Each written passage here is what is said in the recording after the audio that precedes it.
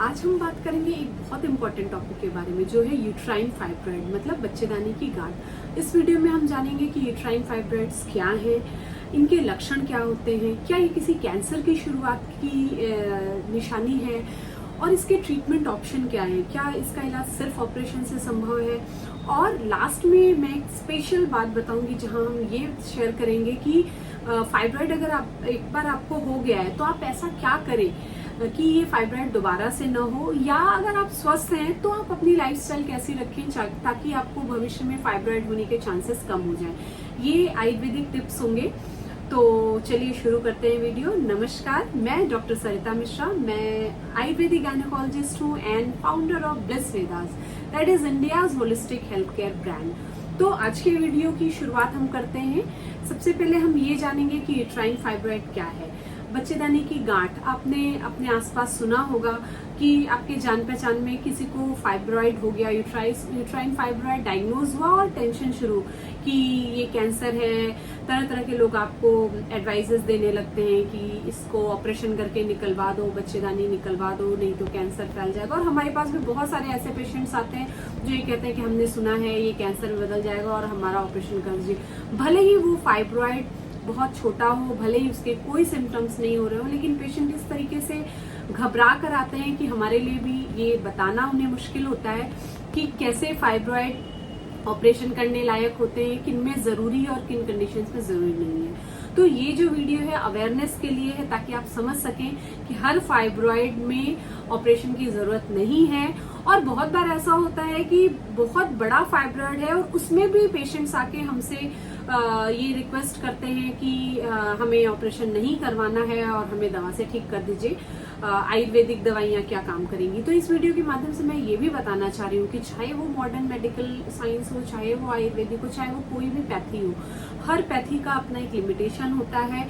और जैसे ही केस की एक इंडिकेशन होता है हर केस का कि कहाँ तक दवा काम करेगी और किस कंडीशन के बाद सर्जरी की जरूरत है। तो अगर फाइब्रॉइड बहुत बड़ा है तो उसमें भी लोग बहुत बार ट्रीटमेंट करवाते हैं और जब कंडीशन खराब हो जाती है तो फिर उस पैथी को कोसते हुए और फिर तो डॉक्टर के ही हाथ में है कि फिर क्या करना है। बट इस वीडियो के माध्यम से आपको आज ये सारी चीजें पता चलेंगी जो मिथ्स है फाइब्रॉइड के बारे में। तो सबसे पहले हम जानेंगे कि फाइब्रॉइड कितने तरीके के होते हैं और जो अलग अलग फाइब्रॉइड हैं उनके ट्रीटमेंट ऑप्शंस अलग हैं, उनकी कॉम्प्लिकेशंस जो होती हैं अलग हैं, और उनमें जो लक्षण होते हैं वो अलग होते हैं। तो सबसे पहले हम बात करेंगे फाइब्रॉइड कितने तरीके के होते हैं। ये एक यूट्रस का मॉडल है, इसमें अलग अलग तरह की बीमारियां दिखाई गई हैं, लेकिन आज क्योंकि हम यूट्राइन फाइब्रॉइड की बात करेंगे तो हम बताएंगे कि फाइब्रॉइड कितने तरीके के होते हैं। सबसे पहले उसके लिए हमें ये जानना होगा कि यूट्रस में कितनी लेयर्स होती है। यूट्रस में 3 लेयर होती है। ऊपर की लेयर जो है वो सबसिरोजल लेयर है, ये यूट्रस का अंदर का पार्ट दिखाया गया है। यूट्रस की ऊपर की लेयर सबसिरोजल लेयर होती है। फिर आप ये जो मोटा हिस्सा देख रहे हैं ये यूट्रस की मसल है, मस्कुलर लेयर है। और ये जो इंटरनल लेयर होती है इसको सब म्यूकोजल लेयर कहते हैं। इसी में एंडोमेट्रियम रहती है, वो झिल्ली जो हर महीने टूटती है और जो आपको मेंस्ट्रुएशन के फॉर्म में दिखती है। तो इन 3 लेयर्स में अलग अलग जगह पे फाइब्रॉइड्स होते हैं और किस जगह पे है उस आधार पे डिपेंड करता है कि फाइब्रॉइड के सिम्टम्स कैसे हो और कौन सा फाइब्रॉइड कितना सीरियस है। यहाँ एक बात मैं क्लियर करूं कि फाइब्रॉइड 99% केसेस में कैंसरस नहीं होते हैं। तो सबसे पहला तो ये डर निकाल दें, अगर यूट्रस में गांठ डिटेक्ट हुई है और अगर वो फाइब्रॉइड है तो वो कैंसर नहीं है, इस डर को अपने मन से निकाल दें। अब हम जानेंगे कि अलग अलग जगह जो फाइब्रॉइड होते हैं उसके क्या लक्षण है और कौन सा ज्यादा खतरनाक या कौन सा ज्यादा रिस्की होता है। जो सबसे ऊपर की लेयर, मतलब जो सिरोजल लेयर का जो फाइब्रॉइड है उसको हम सब सिरोजल फाइब्रॉइड कहते हैं। ये लेस कॉम्प्लिकेटेड फाइब्रॉइड होता है। ये क्योंकि यूट्रस के ऊपरी लेयर में होता है तो इसका यूट्रस की ब्लीडिंग, हैवी ब्लीडिंग होने में इसका कोई रोल नहीं होता, क्योंकि जो ब्लीडिंग होती है वो आपकी जो यूट्रस की इनर लेयर है उसकी जो झिल्ली, जो एंडोमेट्रियम है, वो टूट के जो गिरती है वही मेंस्ट्रुएशन होता है। तो अगर इनर लेयर में फाइब्रॉइड है उसमें ब्लीडिंग के जो सिम्टम है वो ज्यादा रहेंगे, या जो मस्कुलर लेयर का, जैसे आप ये देख रहे हैं, ये यहाँ ये सब म्यूकोजल फाइब्रॉइड है और ये मस्कुलर लेयर का फाइब्रॉइड है, इन दोनों ही केसेस में ब्लीडिंग के सिम्टम्स आपको ज्यादा मिलेंगे। लेकिन सब सिरोजल लेयर के फाइब्रॉइड में आपको ब्लीडिंग के सिम्टम्स नहीं मिलेंगे। इसलिए अगर आपके अल्ट्रासाउंड में सब सिरोजल लेयर में कोई फाइब्रॉइड डायग्नोज होता है जो 0.5 mm, 1 सेंटीमीटर या 1.5 सेंटीमीटर का है, तो उसके लिए किसी ट्रीटमेंट की भी जरूरत नहीं है, घबराने की जरूरत नहीं है। बस आपको अपने डॉक्टर से रेगुलर मिलना है। साल में एक बार अल्ट्रासाउंड कराने की सलाह आपको डॉक्टर दे सकते हैं कि अगर वो फाइब्रॉइड अचानक से बढ़ रहा है तो फिर उसमें वो ट्रीटमेंट के ऑप्शंस देंगे आपको। लेकिन अगर 0.5 mm का फाइब्रॉइड, 1.5 सेंटीमीटर का फाइब्रॉइड है, तो बहुत बार उसमें भी पेशेंट घबरा के और जबरदस्ती डॉक्टर से रिक्वेस्ट करने लगते हैं कि हमारा ऑपरेशन कर दीजिए। इसके लिए किसी ऑपरेशन की जरूरत नहीं है और इसके लिए परेशान होने की जरूरत नहीं है, बस ऑब्जर्वेशन जरूरी है। उसके लिए आपको अपने डॉक्टर के कांटेक्ट में रहना होगा। दूसरी तरह का जो फाइब्रॉइड है, ये मस्कुलर लेयर का फाइब्रॉइड होता है, जैसा कि ये यहाँ दिखाया जा रहा है। इस फाइब्रॉइड में जो सिम्टम्स होते हैं, अगर ये बड़ा है तो मीन्स बड़ा का मतलब अगर 1.5 या 2 सेंटीमीटर है, तो इसमें जरूर आपको मेंस्ट्रुएशन के समय इसमें आपको सिम्टम्स मिलेंगे। हैवी ब्लीडिंग हो सकती है, पेन मेंसेस के टाइम में हो सकता है। तो इसमें ट्रीटमेंट आपको जैसे ही डायग्नोज हो और अगर सिम्टम है तो आपको डॉक्टर के पास जाना है। इसमें भी ऑपरेशन की जरूरत नहीं पड़ती है। ये दवाइयों से भले ही पूरी तरीके से गायब ना हो जाए, लेकिन सिम्टम्स कंट्रोल हो जाते हैं। और आयुर्वेद में कुछ ऐसी दवाइयां हैं जिससे हम कोशिश करते हैं कि, और अगर बॉडी में एक फाइब्रॉइड की टेंडेंसी है, एक फाइब्रॉइड बनने की टेंडेंसी है, तो और भी फाइब्रॉइड्स बन सकते हैं, जिसमें हम कुछ आयुर्वेदिक दवाइयों से ये कोशिश करते हैं कि वो टेंडेंसी कम हो। वो टेंडेंसी कैसे कम होगी वो हम वीडियो के लास्ट में बात करेंगे। हाँ, एक बात और ये बताना चाहूंगी कि अगर मस्कुलर लेयर में फाइब्रॉइड है और अगर वो ऊपरी लेयर में है, ऊपर के साइड में है अंदर की तरफ, तो उसमें अगर कंसीव करना है, पेशेंट प्रेगनेंसी के लिए ट्राई कर रही है, तो उसमें वो थोड़ा रिस्की हो जाता है। उसमें अगर पेशेंट कंसीव करने में तो कोई प्रॉब्लम नहीं होगी, लेकिन कंसीव करने के बाद प्रेगनेंसी को कैरी करने में इस तरह के फाइब्रॉइड में जो ऊपर के लेयर में, मस्कुलर लेयर में होगा, उसमें प्रेगनेंसी कंटिन्यू करने में प्रॉब्लम होगी, क्योंकि उसमें अबॉर्शन के चांसेस होते हैं। तो ऐसे कंडीशंस में घबराने की जरूरत नहीं। ऐसे कंडीशन में अगर ये फाइब्रॉइड बड़े हैं तो बहुत बार एक प्रोसीजर, सर्जिकल प्रोसीजर होता है जिसे मायोमेक्टमी कहते हैं। उसमें इस फाइब्रॉइड को बाहर की तरफ से निकाल लिया जाता है और यूट्रस की लेयर को सिल लिया जाता है, जिससे वो फाइब्रॉइड हट जाएगा और आपका यूट्रस वैसा का वैसा ही रहेगा। उसमें भी बच्चेदानी निकालने की जरूरत नहीं पड़ती है और वो निकाल करके प्रेगनेंसी प्लान की जा सकती है।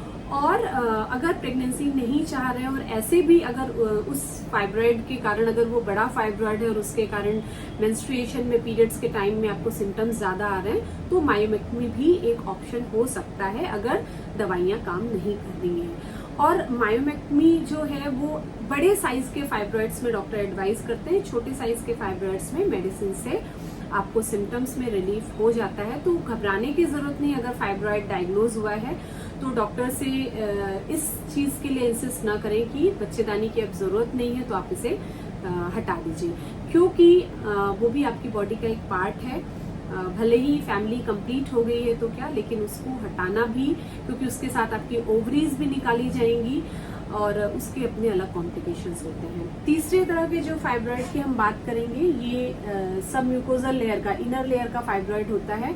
ये भले ही बहुत छोटा हो, लेकिन जिसको कहते हैं ना देखन में छोटा लगे घाव करे गंभीर, तो ये वैसा ही है। भले इसका साइज छोटा होगा, लेकिन इसके सिम्टम्स बाकी फाइब्रॉइड से, सबसिरोजल का तो बड़ा फाइब्रॉइड भी आपको मेंस्ट्रुअल सिम्टम नहीं देगा।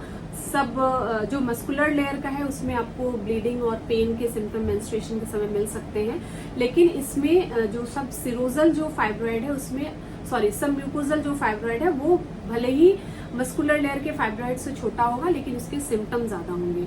तो ऐसे जो फाइब्रॉइड होते हैं वो ट्रीटमेंट में थोड़े मुश्किल होते हैं, लेकिन अगर वो भी मेडिसिन से रिस्पॉन्ड कर रहे हैं तो उसमें अननेसेसरी हिस्टेरेक्टमी कराने की जरूरत नहीं है। अगर आपको ये वीडियो अच्छा लग रहा है, इसमें बताई हुई बातें आपकी कंफ्यूजन्स को दूर कर रही हैं, तो इसे लाइक करें और अपने नियर एंड डियर्स के साथ शेयर करें। साथ ही कमेंट बॉक्स में हमें ये बताएं कि और कौन सी हेल्थ कंडीशन के बारे में आपकी कुछ कंफ्यूजन्स हैं जिनको आप हमसे चाहते हैं कि हम उसको क्लियर करें, उसके बारे में आपको जानकारी दें। तो अब हम बात करेंगे कि क्या फाइब्रॉइड के ट्रीटमेंट ऑप्शन में सिर्फ ऑपरेशन है या ट्रीटमेंट में मेडिसिन भी दी जाती हैं। बिल्कुल, फाइब्रॉइड के फर्स्ट ट्रीटमेंट ऑप्शन में हम लोग मेडिसिन ही ट्राई करते हैं, और जो फाइब्रॉइड है वो मेनली 32 के बाद और जो मीनोपॉज के पहले वाला टाइम है उसमें इसकी बनने की टेंडेंसी ज्यादा होती है। तो अगर इसमें सिम्टम्स हैं तो इसमें कई ट्रीटमेंट ऑप्शन है, और आपकी कंडीशन के हिसाब से अलग अलग ट्रीटमेंट ऑप्शन डॉक्टर्स ट्राई करते हैं।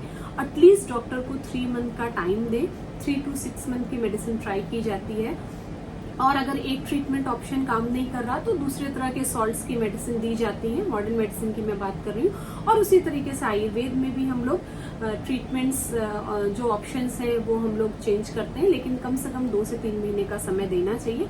हाँ, यहाँ ये ध्यान रखने वाली बात है कि ब्लीडिंग कंट्रोल करना जरूरी होता है, क्योंकि अगर आपका हीमोग्लोबिन कम है तो मेडिसिन उतनी अच्छे से रिस्पॉन्ड नहीं करती। तो ये डॉक्टर की रिस्पॉन्सिबिलिटी है, उसके लिए आपको इंसिस्ट नहीं करना है कि नहीं हमें ऑपरेशन ही करवाना है।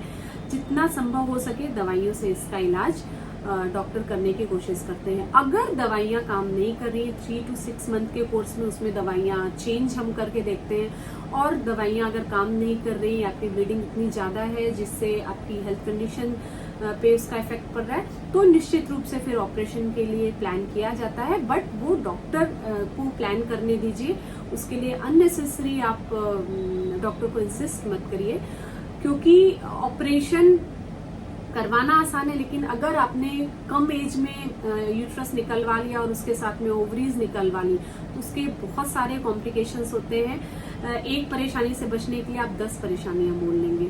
तो इस तरीके से फाइब्रॉइड के जो ट्रीटमेंट ऑप्शन है वो हमने शेयर किए कि मेडिसिन भी कई तरीके की मेडिसिन होती है। ये नहीं कि एक मेडिसिन काम नहीं की तो दूसरी काम नहीं करेगी, कई ट्रीटमेंट ऑप्शन है, और जो ऑपरेशन है वो लास्ट ऑप्शन होता है। अब मैं शेयर करूंगी यहाँ एक जो स्पेशल टिप की फाइब्रॉइड दोबारा से ना हो या फाइब्रॉइड हो ना, उसके लिए हम क्या सावधानी बरत सकते हैं। तो पहले हमें जानना होगा इसका कारण क्या है। मॉडर्न मेडिकल साइंस ये मानती है कि फाइब्रॉइड जो है वो आपकी बॉडी में एक हार्मोन होता है, एस्ट्रोजन जिसे कहते हैं, उसकी अधिकता के कारण होता है। एस्ट्रोजन की अधिकता से यूट्रस में फाइब्रॉइड बनने की टेंडेंसी होती है। तो ये जो हार्मोन है आपकी बॉडी में या तो एक्स्ट्रा बने या तो आपकी बॉडी से प्रॉपरली निकल नहीं पाए, तो जिसके कारण भी आपकी बॉडी में इसका एक्स्ट्रा एक्युमुलेशन होगा, जिसके कारण से फाइब्रॉइड बनने की टेंडेंसी ज्यादा होगी। और जो एस्ट्रोजन हार्मोन है उसका जो मेटाबॉलिज्म है वो लिवर में होता है, और उसके साथ ही लिवर में और ऐसे प्रोटीन्स बनते हैं जो इस हार्मोन को बाइंड करते हैं। तो अगर किसी कारण से लिवर मेटाबॉलिज्म डिस्टर्ब है जिससे इस हार्मोन को बाइंड करने वाले प्रोटीन कम बन रहे हैं, तो भी ब्लड में इस हार्मोन की अधिकता होगी। या दूसरा कारण कि ये हार्मोन जो है वो स्टूल के थ्रू, हमारी मल के थ्रू शरीर से बाहर निकलता है। तो अगर उस प्रोसेस में भी जहाँ इसे शरीर से मल के द्वारा निकलना चाहिए, अगर वो प्रोसेस में किसी तरीके का डिस्टरबेंस है तो भी ये शरीर में एक्स्ट्रा इकट्ठा होना लगेगा और उसके कारण फाइब्रॉइड की टेंडेंसी बनती है। तो आयुर्वेद में ऐसे कई ट्रीटमेंट ऑप्शन है जिसमें हम लिवर मेटाबॉलिज्म को सही करने के लिए डिफरेंट टाइप की मेडिसिन देते हैं, जिससे अगर लिवर सही होगा तो इस हार्मोन को बाइंड करने वाली प्रोटीन भी प्रॉपर अमाउंट में बनेंगी और इसकी अधिकता, जो एस्ट्रोजन हार्मोन है उसकी अधिकता शरीर में नहीं हो पाएगी। दूसरा कि जो स्टूल से इसका एक्सक्रीशन है उसको भी हम रेगुलेट कर सकते हैं। आयुर्वेद में नित्य विरेचन और विरेचन करके एक पंचकर्म प्रोसेस है जिसके द्वारा हम जो स्टूल के द्वारा जो बॉडी का डिटॉक्सिफिकेशन करते हैं उस प्रोसेस को भी हम रेगुलेट करते हैं, जिससे इस हार्मोन का क्लियरेंस बॉडी से होता है और जो है फाइब्रॉइड है उसकी होने की टेंडेंसी कम होती है। इसके अलावा और लाइफस्टाइल रिलेटेड हम बहुत सारे डाइट और लाइफस्टाइल रिलेटेड चीजें अपने पेशेंट्स को एडवाइस करते हैं, जिसमें फाइबर रिच डाइट लेनी चाहिए। जो फाइबर जो है वो भी एक्सेस एस्ट्रोजन को बाइंड करके स्टूल के थ्रू इसके एक्सक्रीशन को प्रमोट करता है। और भी लाइफस्टाइल एडवाइजेज हैं जो हम पेशेंट की लाइफ को लाइफस्टाइल असेस करने के बाद पेशेंट्स को बताते हैं। तो ये कुछ एडवाइजेस और कुछ जानकारी थी फाइब्रॉइड के बारे में, जिससे आपकी कंफ्यूजन्स दूर हो। Thanks for tuning your health Alexa, that is bliss Vedas. नमस्कार।